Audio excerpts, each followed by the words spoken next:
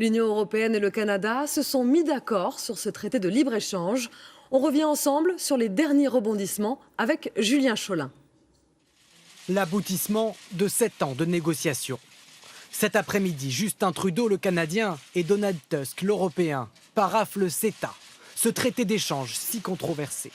Et derrière cette signature, tous imaginent déjà une nouvelle croissance économique. Nous prévoyons que cet accord augmentera de 20 % les échanges entre les pays partenaires, en plus d'ajouter des milliards de dollars à nos économies. Et pourtant, cette semaine, la Wallonie a bien failli bloquer le processus. Sous la pression de l'Europe, elle a finalement donné son feu vert à la ratification du texte. Il n'y a pas eu de changement, il y a des interprétations conjointes entre le Canada et les Européens, mais la substance du traité n'a aucunement changé. Parmi les 2000 pages que contient l'accord, la suppression des droits de douane entre Canada et Europe pour la plupart des produits, avec certaines limites toutefois. Par exemple, les importations de porc ou de bœuf resteront soumises à des quotas. Le texte protégera les appellations contrôlées les plus importantes. Avantage pour la France, aucun fromage canadien ne pourra par exemple copier le nom de Roquefort. Quant aux entreprises, elles pourront accéder librement aux marchés publics canadiens et européens. Ce soir, Manuel Valls salue un accord qu'il juge équilibré pour un libre-échange maîtrisé. De leur côté, les opposants au traité ne désarment pas et continuent de manifester. Ils dénoncent entre autres la création d'un tribunal d'arbitrage.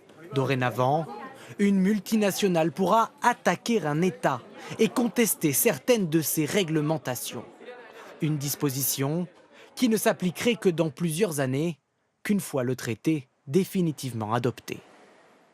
Et pour aller plus loin sur le CETA, Jean-Baptiste Marteau nous a rejoint. Bonsoir Jean-Baptiste.